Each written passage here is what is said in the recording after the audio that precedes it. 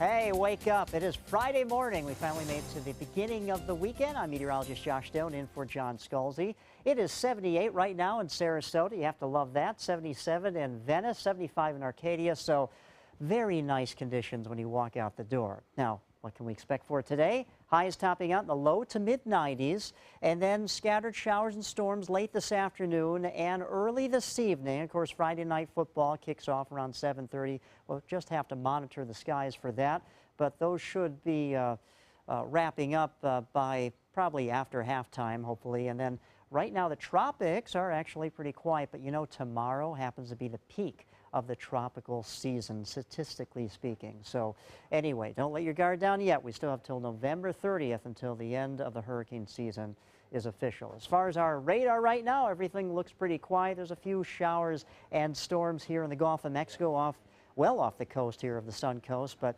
everything quiet for our area. But like I said this afternoon, with that easterly flow around once again, that area of high pressure to our north, we could have those showers and storms trigger and ignite and possibly affect some of us. So you may want to bring your umbrella if you're going out this evening.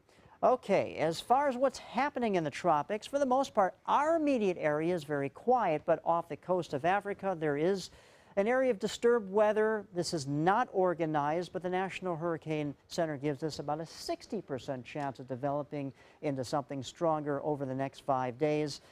And if that happens, it is tracking closer to the Lesser Antilles, which is located right over here. But some of the forecasting models I've looked at this morning does take this into the open waters of the Atlantic and keeps it north and away from Florida. So, of course, that's good news.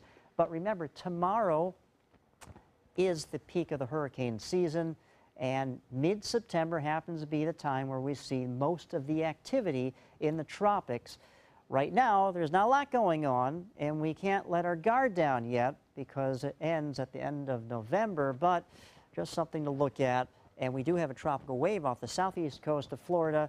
This area of high pressure to our north could help to scoop that moisture into Florida and ramping up the rain chances as we get into the weekend. So about maybe a 40–50% chance of storms. But right now, still that dry air shows up in tan here, draping across the peninsula of Florida, and that's what's helping to cap out any sort of widespread shower activity. But around 5, maybe 6 p.m., a few showers and storms start to come into the area, and about 8 o'clock at night, we'll just have to watch the skies once again for that.